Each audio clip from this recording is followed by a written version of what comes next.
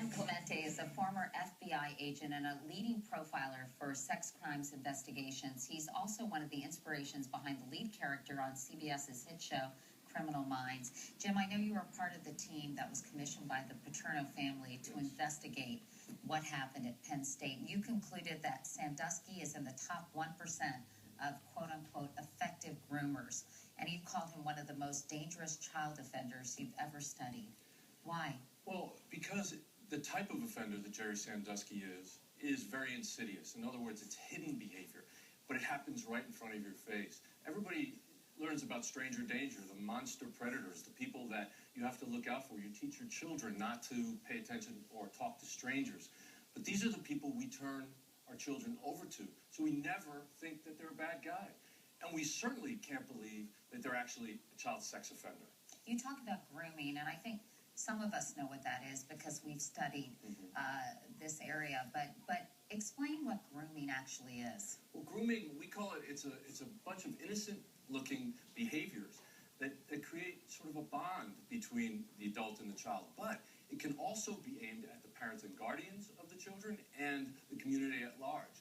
So that when you have somebody like Sandusky who comes out and he starts a foundation to help children, so people, when they're looking for the monster predators, they look right past the guy that's right in front of them because they think he's helping children. And grooming can also mean for the perpetrator slowly and insidiously testing boundaries. Absolutely, because what Sandusky did was he tested the children a little bit at a time, putting his hand on their leg, taking them on trips, having them stay over the house and tucking them in at night. And these behaviors were always couched in other behavior to make it seem innocent, so that if the child revolted or if anybody caught him at this, they would think that he was just doing something normal, being a nice guy.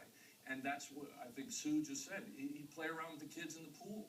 Well, some of the victims in the Sandusky trial testified that when he was playing around with them in the pool, he was actually fondling them right in front of the parents and the community. Nobody suspected him. And the person has established trust, not only with the victim, but with the whole family. The whole community. The child is helpless against this, and they feel like it's their fault. People don't talk to their children about sex, and what it does is it makes them more vulnerable as victims.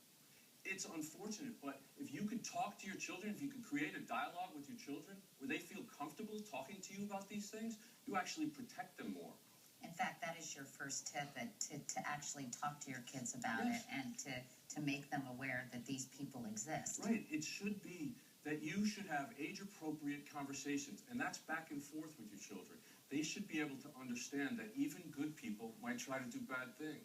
You also say you should react calmly. Well, of course, because what happens is kids do what's called incremental disclosure. So they'll test the waters, like a couple of the victims in the Sandusky case did.